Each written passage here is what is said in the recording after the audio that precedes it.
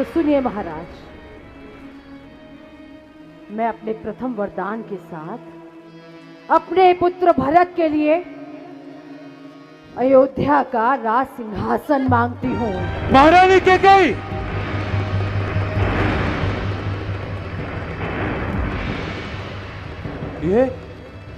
ये आप क्या कह रही हैं?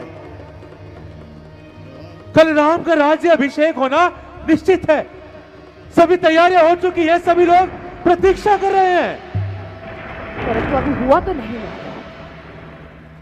पर जो सूचना आपको सर्वप्रथम कैकेयी को देनी चाहिए थी, वो आप दे रहे हैं। वो भी विवशता के कारण। खैर, मुझे अब इन विषयों से कुछ लेना देना नहीं। बस आप इतना बताएं कि आप मेरी इच्छा पूर्ण कर रहे हैं या नहीं। याद रखिएगा महाराज, आप त्रिवाचा कर चुके हैं। अपने पूर्वजों का नाम लेकर संकल्प किया है आपने। यदि आपने अपना वचन भंग किया तो आप ही नहीं, अपितु आपके पूर्वज भी लज्जित होंगे, नर्क भोगेंगे। महारानी, आप इतना क्रूर कैसे हो सकती है? यदि अपना अधिकार मांगना क्रूरता है तो हाँ, क्रूर हूं मैं। परंतु आप अपने लिए क्या कहेंगे महाराज? आप अपनी ओर तो देखिए, जिन्होंने मेरे पुत्र भरत के साथ छल किया। हमने कोई छल नहीं किया महारानी। राम के राज्याभिषेक से ठीक पूर्व मेरे पुत्र भरत को राज्य से बाहर भिजवा दिया। यदि आपके मन में कोई ऐसी बात नहीं थी तो मेरा पुत्र भरत इस विशेष अवसर पर यहाँ उपस्थित क्यों नहीं? महारानी, आप जैसा समझ नहीं है वैसा कुछ नहीं है। हमारी बात तो सुनिए। आप विषय से भटक रहे हैं। बस मुझे अब किसी प्रयोजन से कुछ लेना देना नहीं। आप बस इतना बताएं कि आप मेरी इच्छा पूर्ण कर रहे हैं या नहीं।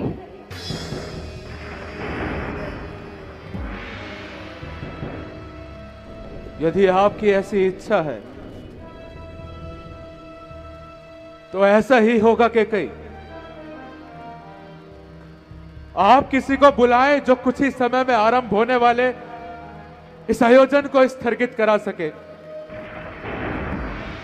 दशरथ में इतना सामर्थ्य नहीं कि वो स्वयं जाकर के ऐसी घोषणा कर सके।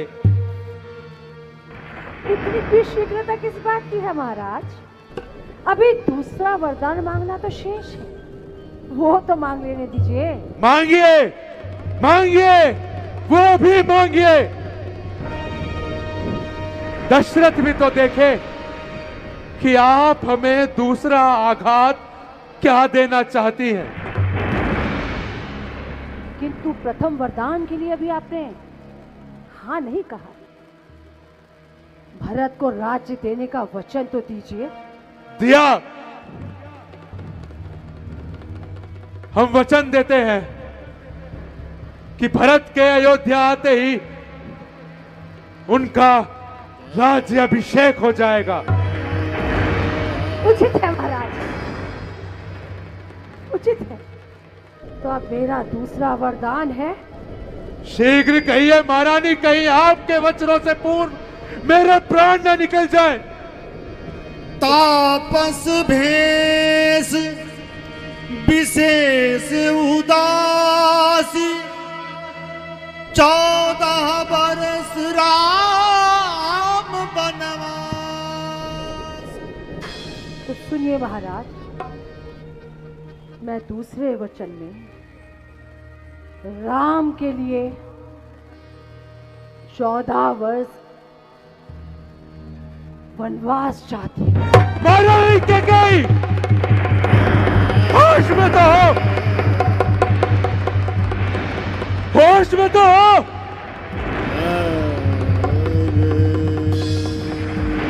पहले तो तुमने कभी ऐसा नहीं कहा अपने पुत्र राम के लिए, फिर आज एक क्या हुआ कि आप अपने ही पुत्र राम के लिए 14 वर्षों का वनवास मांग रही है।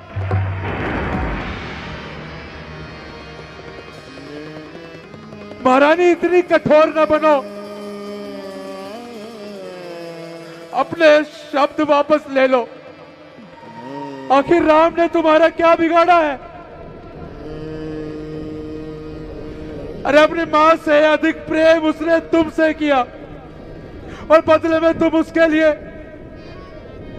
महारानी, महारानी आपने अपने पुत्र भरत के लिए राज्य मांगा, हमने दिया, परंतु ये ना मांगे आप हमें वनवास भेज दे, हम खुशी खुशी चले जाएंगे। आप कहे ना, आपको कौन सा राज्य चाहिए? हम तो सभी राज्य लाके आपके चरणों में रख देंगे। आप हमसे हमारे प्राण मांग ले, हम तनिक भर संकोच नहीं करेंगे,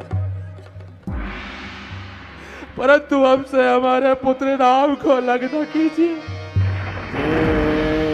राम को अलग न कीजिए महारानी।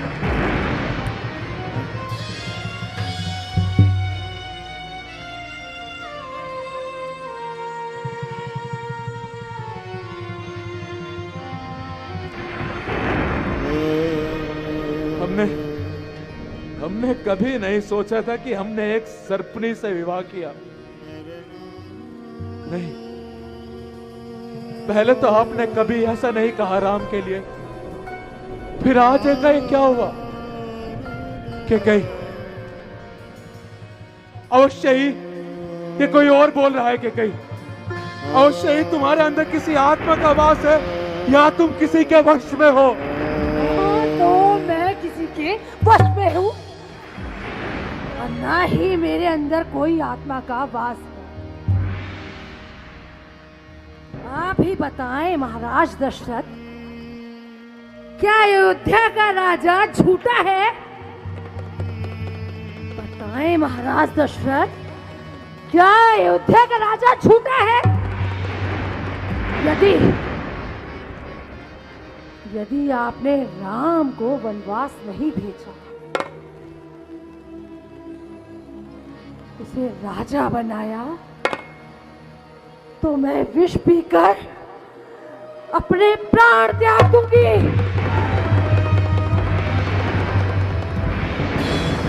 परंतु अपने जीते जी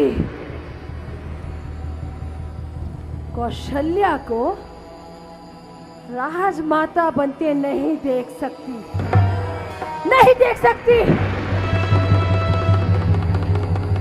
तो ये आपका रूप, वाह महारानी वाह, ज्ञात होता है आप बड़े लंबे समय से इसी दिन की प्रतीक्षा में थी।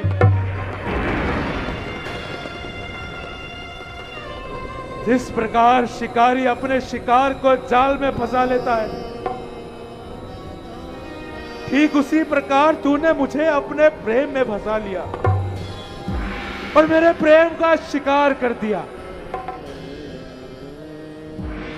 मैं तुम्हारे प्रेम में रह करके तुम्हारे इस असली रूप को पहचान ही ना पाया। बहुत अच्छा अभ्यास किया है रानी, बहुत अच्छा अभ्यास किया है। तू मेरी मृत्यु का कारण बनेगी। आज तू अपने आप में नहीं, परंतु जिस दिन तुझे यह आभास होगा कि तूने क्या किया है, पछताएगी महारानी, पछताएगी।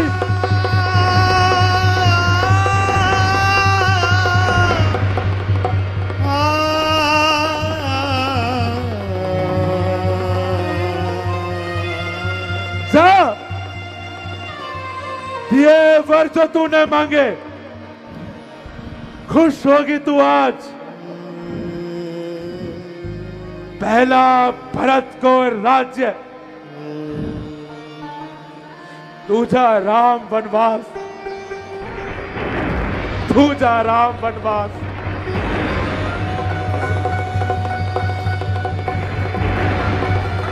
परंतु याद रख के यदि मेरी मृत्यु हुई तो तेरे पुत्र भरत को अधिकार नहीं कि वो मेरे शव को अग्नि दे सके, अधिकार नहीं।